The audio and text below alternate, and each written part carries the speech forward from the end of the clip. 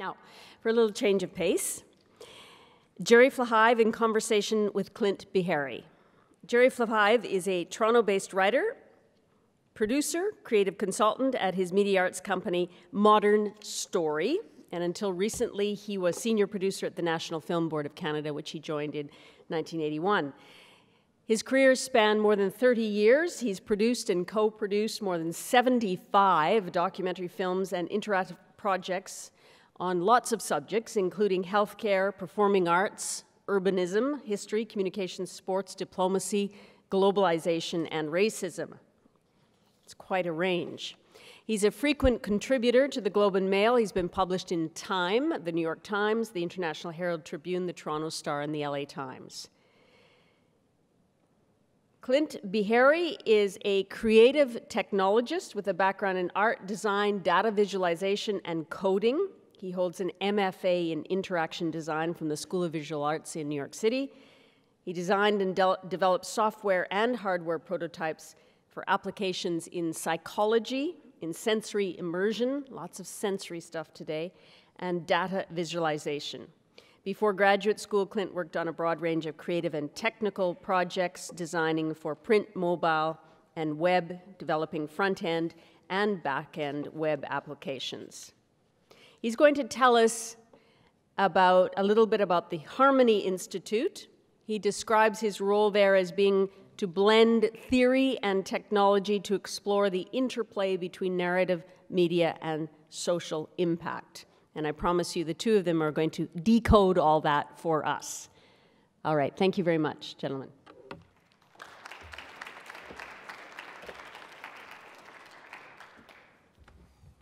A lot of chairs, just two of us. Here we are. Clint. And Clint's going to be over there for a while. I'll be seated. We're going to talk today, well, Clint's going to do most of the talking. I'm going to do some pointing about impact. And impact is one of those words that is, as a producer, I know it's a word that producers like to use a lot because, and used to like to use a lot because you could never be called on it. You know, impact is a good thing, kind of impossible to measure. And Clint is here to tell us now that the jig is up. Impact actually can be measured, and it's something that has new metrics and new technology that can support that. I first met Clint a couple of months ago. We were both mentors at I guess it was an interactive doc lab in Spain. So I got a sneak preview of StoryPilot, which you're going to see today. And it really is an amazing technology that I think everyone's going to want to make use of when it's launched. I mean, I found Clint just in the few days we were together. I found him, he's a creative technology, very deep curiosity about media, culture, and people, and about brains. Apparently you have about eating brains, measuring brains. There's a lot of brain. You have an obsession with brains. Yeah. I mean, I guess, you know, we are all wandering brains, and we did a pretty interesting study that I'm going to show about how people, as they're watching zombie apocalypse, violent television, what's happening in their brain as they're seeing zombies eating brains. That's not exactly what we're studying, but I'll show you a bit on essentially how is violent television influencing people on their perceptions of violence. But so your work is a sham then, basically. This is a complete... Yeah, I just say zombie to get people to invite me to these things. That works. Yeah. That works. Well, I mean, I come, you know, first from a film background, a documentary background, but, you know, the metrics of success in film generally, I mean, everybody knows, ordinary people know what box office success means. There is a number attached to that. You know, with books, there's a bestseller list, but, you know, notably, they don't list how many books are sold when you see the bestseller list. And I always felt in documentary we were kind of the poor cousins because we didn't really, you know, we had no really solid metrics. Either the resources weren't there, it was harder to measure. Most documentaries aren't seen in theaters even to this day. And, you know, I think a lot of people got into documentary because they wanted to do good, to see the world change. You know, there's no metric you can check in Variety of like how many lives were changed by this documentary this weekend in Saskatoon. But, you know, I learned very early on, I produced a film years ago called It's a Girl's World, and a film about social bullying between girls. And never got any film festivals, barely got on television, didn't win any awards, no press, kind of off the radar. But what I found is, within a few years, is it was a huge, huge, huge success in the educational market. Made about $500,000 in the educational market in Canada. Every mother, every parent, every teacher of 10-year-old girls had to have a copy. There were bootleg copies of DVDs circulating around. And we just found this sort of grassroots knowledge about the real impact. And as I said, there were kind of no metrics to work with that. You'd hear, this is sort of pre-social media, you'd hear people come up to us at screenings, this changed the way our family gets along, that kind of impact that was often dismissed as just sort of quantitative, it's just a sort of opinion. And then at the board, we moved some years ago into creating interactive works. I produced the High Rise Project, which had a number of different pieces to it. Most recently, one that premiered we did with the New York Times. And the amazing thing about that is that unlike documentary films, which take a long time to kind of travel, they've got to go through, usually had to go through traditional distribution channels, and there's no way to, it was very hard to find out, what the impact of a broadcast was in France or Japan of a film you produced. With interactive, it's immediate. The analytics are there, even if they were, somewhat less sophisticated at the beginning. But the amazing thing we discovered, the shocking thing we discovered, is people all over the world really like Canadian stories. They just never had a way to access them so directly and to indicate that, that like. So those two things were sort of real eye-openers for us. So I guess with you, Clint, your work, what I find is really valuable is a new set of metrics, a new way of even thinking about impact, things that it's not just crunching the old numbers in a new way, it's just thinking about that landscape of impact in a totally different way, and maybe something that could continue to expand, that there'd be metrics, things you guys will be looking at in a year or two that aren't there yet. So maybe if you can start with us on your work. Yeah, I mean, it's definitely infinite, the data is kind of information that we can access and we can get in computer format, but if you cry in a film and you never tell anyone about that, there's absolutely no way we could have tracked that. So, what we have to do is get really creative about the data we can find, what can that kind of infer, and the best way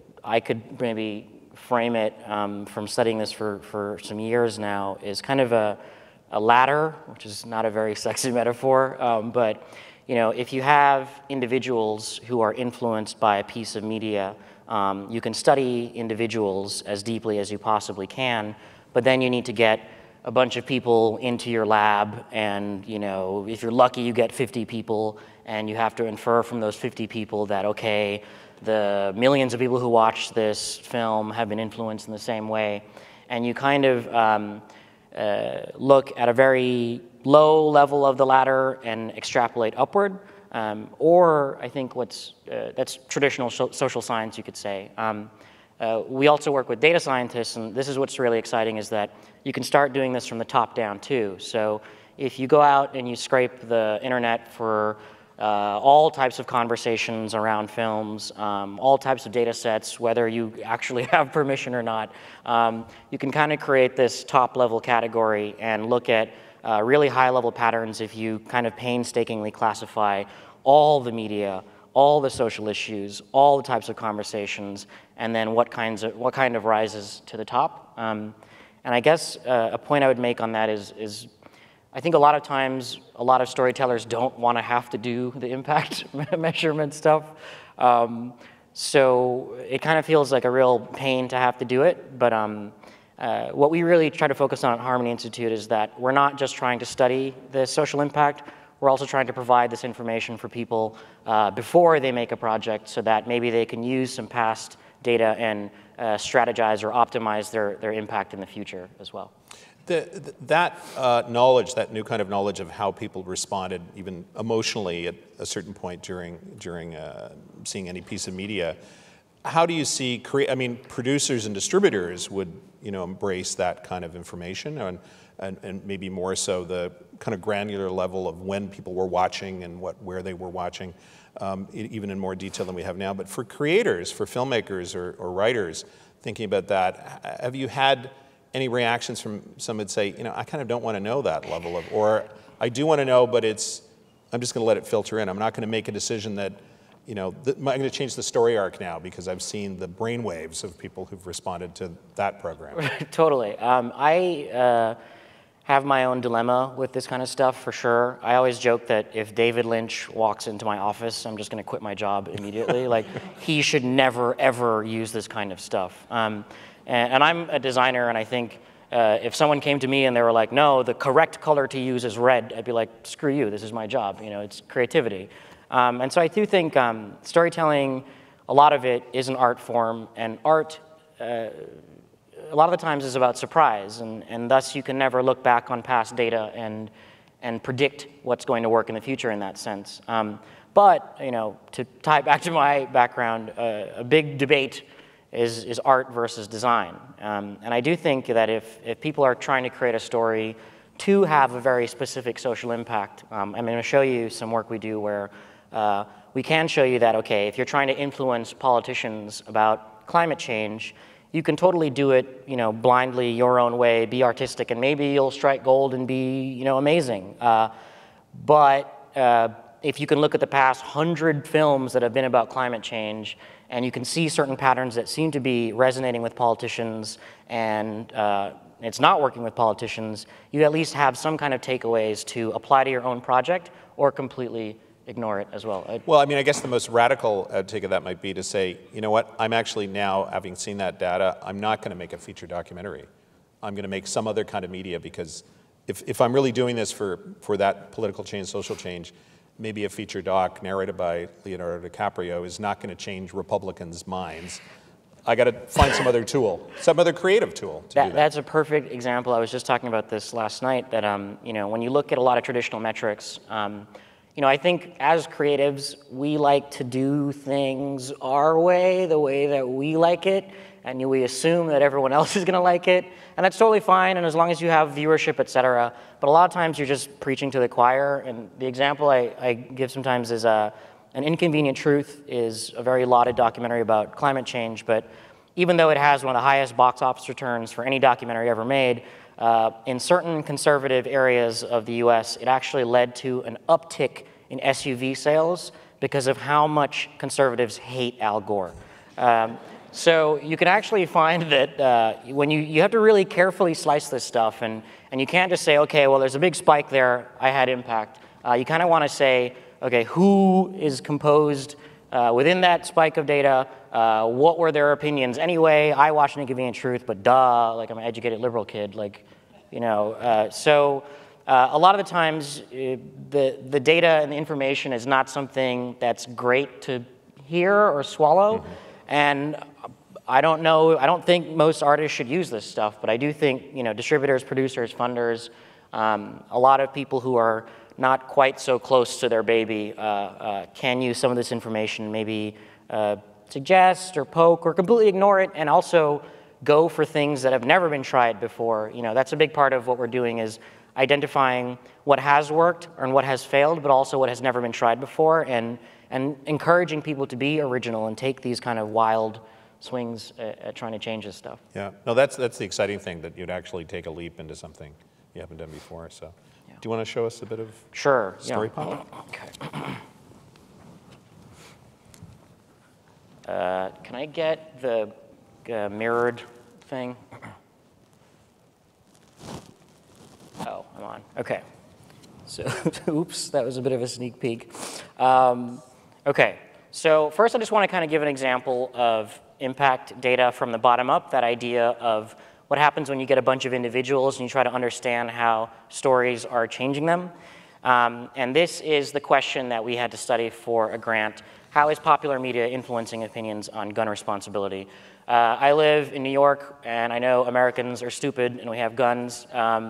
And unfortunately, yeah, I'm the first person to agree with you that Americans do a lot of very stupid things. But actually it shows that due to the number of guns and violence on TV, Americans buy guns to defend themselves from fictional guns. So it's actually pretty bad when you have a lot of guns on TV. And we wanted to kind of try to figure out, okay, what types of narratives, what types of characters, what types of narrative or action with guns seems to get people to love guns versus when does it terrify you about guns. Okay, so the first thing you do when you do these kinds of bottom-up experiments is get a lot of heads, get a lot of people, to start from the bottom up. So we picked The Walking Dead. Does everyone know the show? Insanely popular show. The premiere episode had like 1 million people, which is higher than any episode of Mad Men or Breaking Bad, I believe. Then you want to get inside the head. I know you've seen a lot of really cool brain scan sensor stuff. This is a 32 EEG node hat you wear. You look pretty silly in it, but essentially tracks the electricity happening through your brain. And I don't know if you heard earlier in the pitch about like beta, gamma, alpha waves, et cetera. You can tell when people are essentially paying attention, when they're emotionally aroused, and when they're forming long-term memories. And then finally, outside the head, we just use social media software to figure out what people are talking about. And we actually track throughout the premiere episode about 19,000 tweets. And it's not just how much they were talking, it's also what they're talking about specifically. Okay, now that translates into an experiment design. So you have the stimulus, The Walking Dead. Inside the head, we're scanning the brain. And then outside the head, we're looking at social media. Okay, so I'm going to jump into a demo real quick.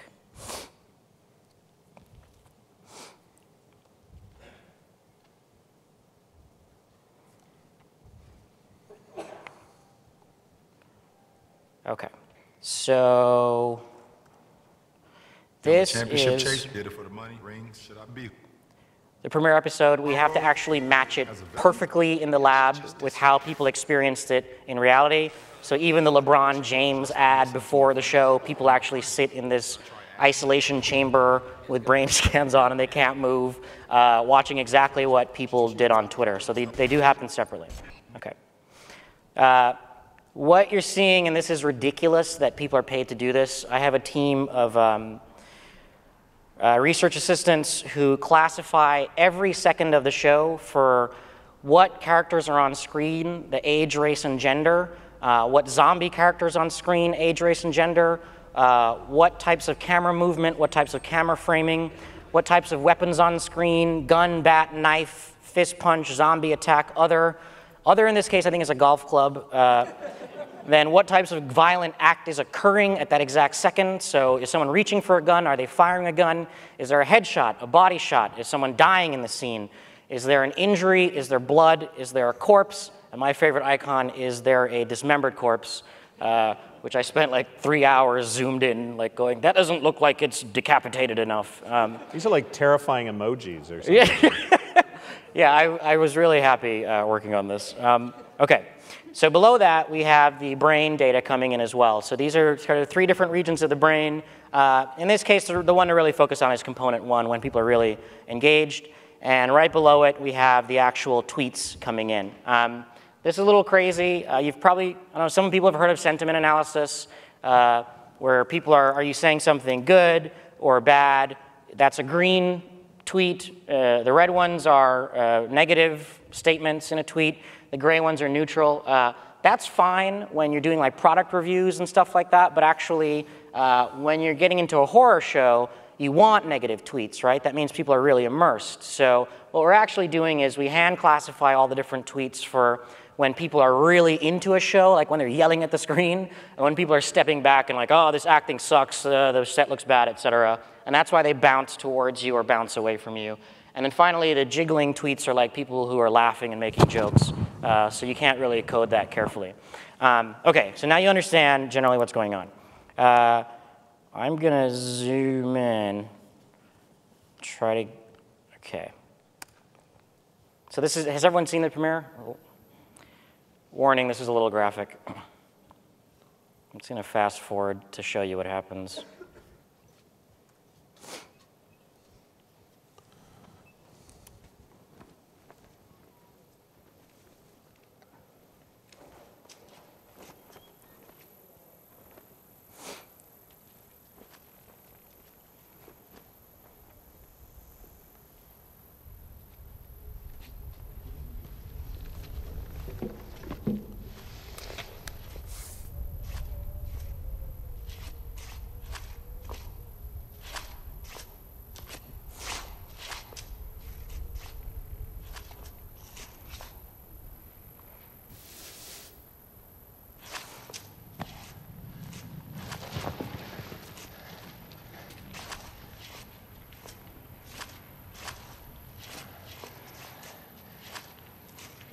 Little girl?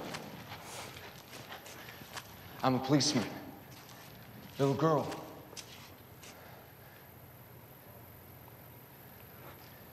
Don't be afraid, okay? Little girl.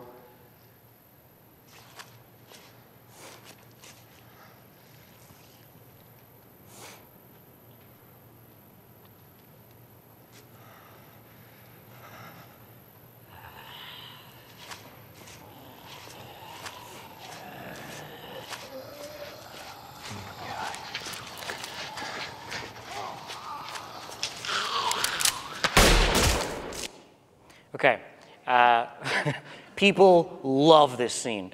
If you, okay, when you look, this is the highest spike in tweets for the entire first season, and people are like, he just shot a little girl in the head. I love this show. What a badass gun. I want that gun. All right, and you actually see people love guns when this type of violent activity occurs. In the second season, the very beginning, a little human girl gets shot by accident, and people are like, idiot, learn to use a gun, you have to go to a range, be careful with that thing, gun responsibility, right? So you're seeing the same show, just different types of narratives allow people to have very different opinions on guns. And what we actually show here is there's a really cool theory called the baby face bias, and essentially in courtrooms, for example, when suspects with very childlike features are on the stand or whatever, people naturally assume they're innocent, but they have no idea what they're talking about because they seem like little kids. However, when the evidence is irrefutable that they're guilty, they're sentenced more harshly than people with adult-like features. It's because you felt like you were going to trust this kid, and then the kid kind of screwed you over, and you're like, oh, I hate you. You're the worst thing ever. So when you think about this kind of scale of innocence and the fact that when you use guns to kill something innocent, guns are terrifying, but when you use guns to kill something evil, guns are awesome. Normally you have baby human, adult human, but when you go into zombie world, you somehow get baby human, adult zombie, baby zombie.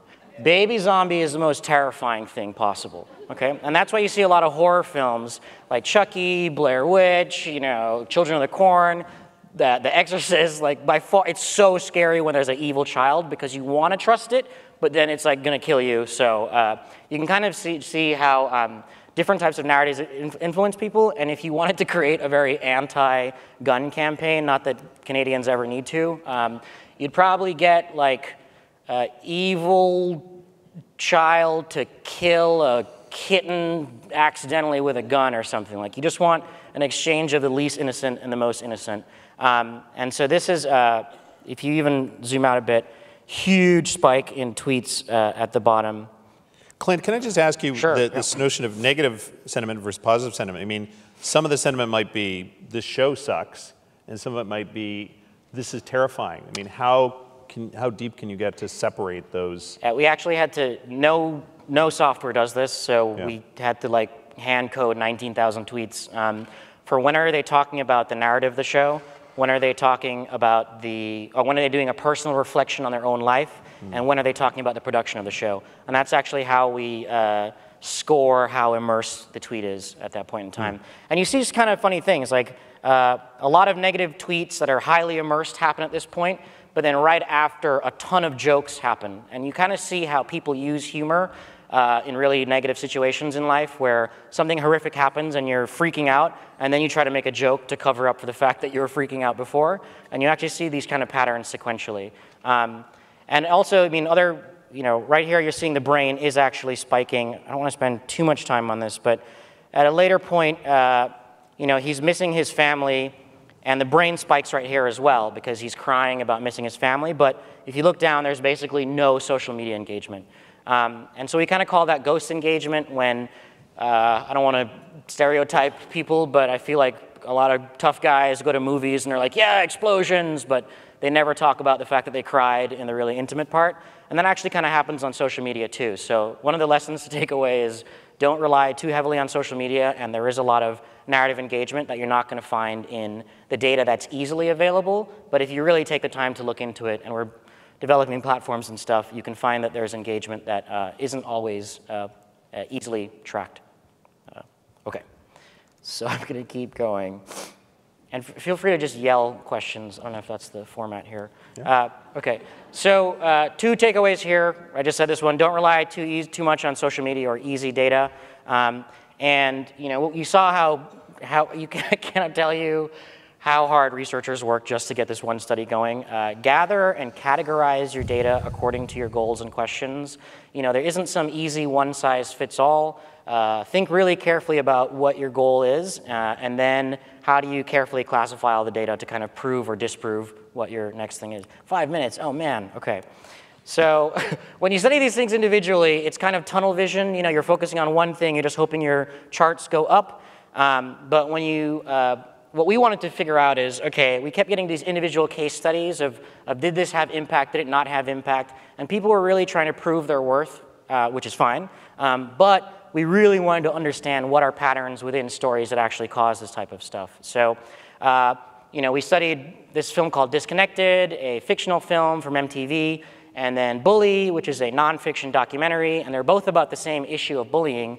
But how could you possibly try to understand which one had a bigger impact when actually this is what the media landscape looks like, right? We're watching tons of stuff. So we actually need to track tons of stuff, classify them by the audiences that pay attention, the conversations that happen, and the actions that are generated. So, and beyond that, stories also don't happen in a vacuum, right? I'm willing to bet you that any documentary or movie or anything about elections is going to spike every 4 years because there are elections happening in society, right? So you can't just track the media alone. You also have to track society. So this is a big, big, big data project I'm about to show you. OK, so this is StoryPilot. This is what we're working on. It'll launch in about a month and a half. Essentially, what we're using is a universe metaphor. So you have a bunch of different social issues, a bunch of problems in the world, and then the stories or documentaries that are about them are gathered around them, kind of like planets around these stars. And you can see when climate change has a ton of films versus something like war and military doesn't have that much. And when you gather everything at this really high level, this top-down view, right, you can see, OK, well, what is Sundance accepting each year, right? Do they seem to have any patterns? Interesting, they've never accepted any films about conservation or climate change. They seem to be all about civil liberties, war and military. You kind of get these macro trends looking from the top down. Versus what does True False, a different festival, focus on? And you can really highlight any of these tags and try to figure out what types of social issues are they focusing on, whether they even realize it or not. I'm about to show you a preview of the design that's being updated, and really no one has seen this. So I'm going to show you as much as I can with the amount of time I have left. OK. So now when you click any of those social issues, you actually zoom into that social issue. So in this case, we have criminal justice. We highlight some of the closest films to it. We talk about the subtopics within criminal justice. You can select any of them to learn more. What are related social issues? Because we have hundreds and eventually thousands of these stories categorized, we're able to tell you what are the top distribution companies, the top festivals, the top partners that are working on this issue, so that people who are working on this for their next project can actually start strategizing and partnering with the right people in advance, or just kind of going it on their own and trying something else. That point about society, we have to look at what's happening in the bigger zeitgeist around the social issue. So we categorize major events within criminal justice. What's the conversation like on social media, mass media, the conversation within Congress around criminal justice, and finally, all the documentaries being released below. And we also classify what are the major topics for each of these groups that are being brought up. So not just how much conversation, but also what the conversation is about. And ideally, when we launch this thing, you'll see trends of, well, a lot of this stuff around Black Lives Matter and Ferguson is trending. Maybe there'll be a huge surge in civil rights films in the next year or so. Same thing with like 2008 financial collapse. A lot of films about banks and corporations came right after that as well. Then finally, able to browse by the individual films. And something I wanted to point out too, Jerry, you brought up, is that I'm skeptical about this term metrics being used wildly. The most important thing to remember is that there's different types of impact.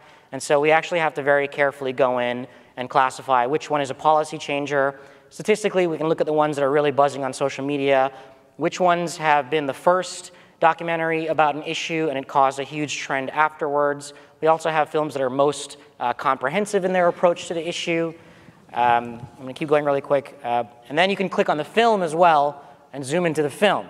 So within the film, you see the closest films related to it, what is it about, all the typical information you've seen, what style of storytelling was used, all the credits, how is the documentary made, and then the types of impact. Now, we look at reach, so how broad, how many people heard about this or watched it. We also look at kind of curiosity, information-seeking behavior, it's called, driving. So are people looking up this film on Wikipedia, on Google? Community building, we look at kind of the grassroots movement. How sustained are followers of this film? Are they looking at tweets by the film account? What are the top hashtags? Who are the most influential followers? Same thing for Facebook.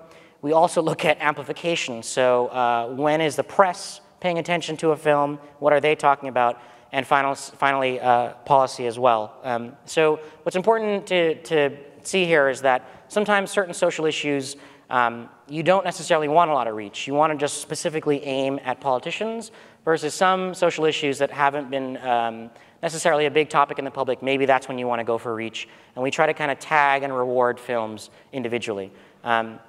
What seems to be important for storytellers is that essentially anytime you click a festival, a distribution company, a partner, a director, anyone, that really becomes the anchor of the app, and it takes you to kind of a filter page. I mocked this up, Jerry. It's not actually National Film Board films. But for example, if you click NFB or anyone, you'd see the films they worked on, what issues and topics have they been focusing on, what narrative styles have they been trying, what production and distribution companies have they been working with a lot, which festivals have they been a part of, which partners, and also what different types of social impact stories have been within that one distributor producers group.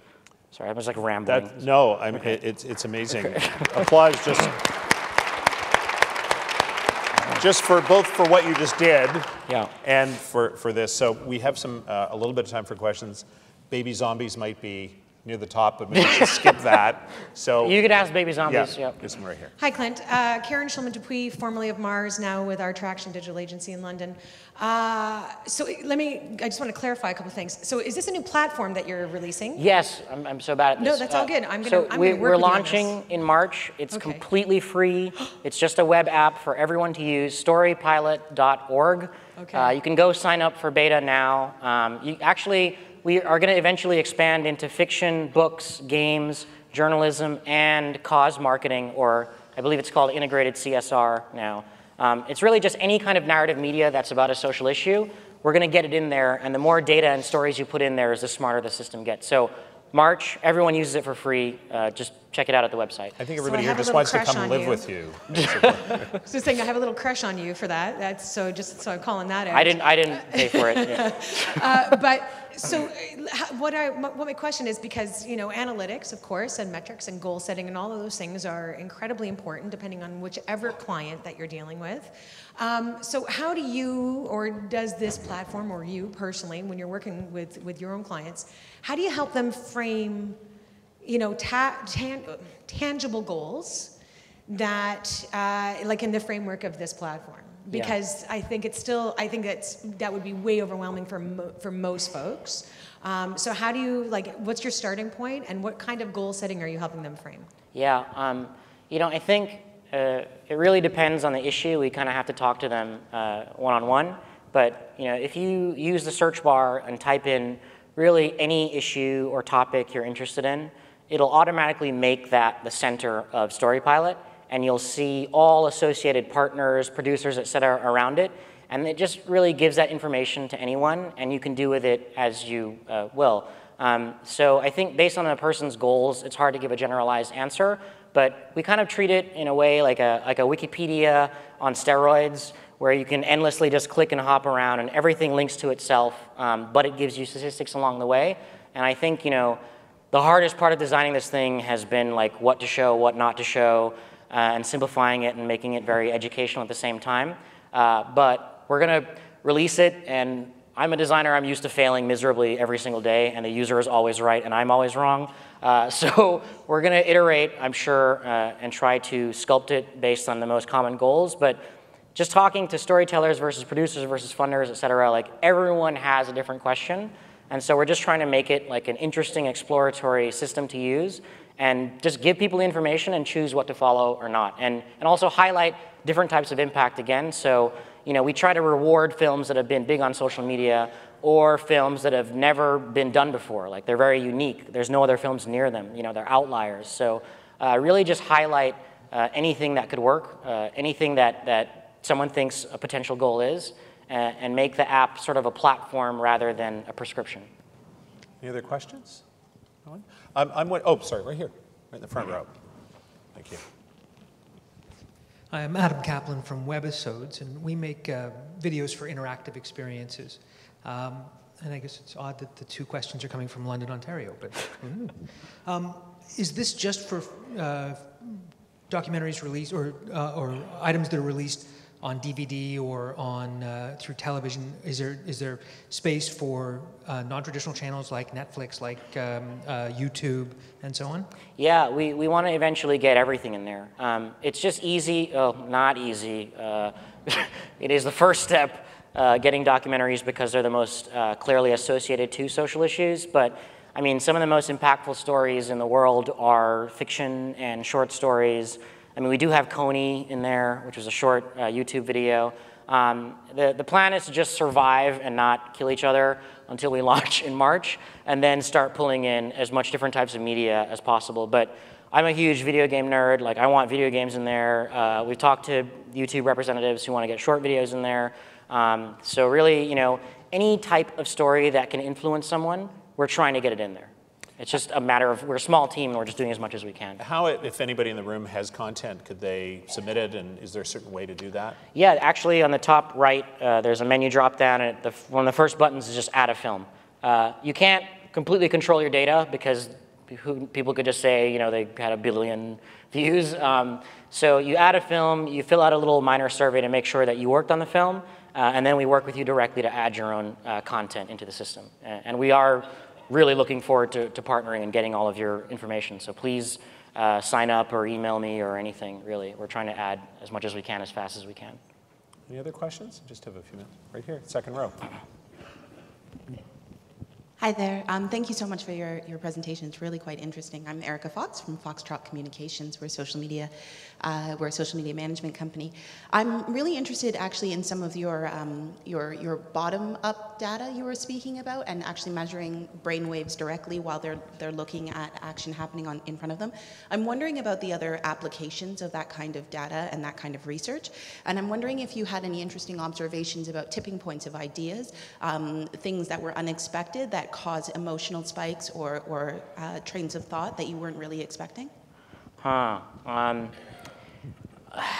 That's a tough question. I think generally I'm not in shock of what causes a spike. You know, really intimate emotional moments, or extremely violent moments, really suspenseful moments. Oftentimes when camera angles are changed very rapidly, that tends to cause a spike in attention. I think what's more interesting beyond what causes a spike is when you look at the qualitative content of those tweets. And I know a lot of social media platforms, yes, they do show you spikes and stuff, but they also allow you to kind of splice a certain date and look at the top terms or topics or hashtags. And I think that's really where it gets interesting, is what types of narratives are occurring, you know, really down to the second, and then what types of conversation does it generate. So I think, you know, when we saw a really violent TV show, we picked The Walking Dead, we assumed that people just love guns, period. But when they had the dumb blonde character, who was nagging the whole time about getting a gun, accidentally shot a little boy, you know, we were surprised to see that such a violent show that you thought maybe people like violence if they watched the show, they actually were really traumatized and terrified about guns in that particular moment. And so I think it really boils down to just looking really carefully, second by second if you have to, of stories happening over time, and then really carefully looking at the qualitative content. I think that's where the surprises are, more than the quantitative. And unfortunately, we live in a world where there's this computer term called natural language processing that does a lot of these topic modeling and things. Like, they're useful, but they're not perfect, and sometimes you just have to hand classify a bunch of data, because computers are not perfect and they're never going to be. It's infinite. We always have to get better and better. And I guarantee you, if I talk about this in 2 years, I'm going to tell you a lot of other new things on that. So in conclusion, people are still valuable. You're not. You haven't. Okay. The more I work with data is the less I like data, and the more I like people. Awesome. People are awesome. Okay. Thanks. Thank you, Clint. Thank you, Thanks for everything.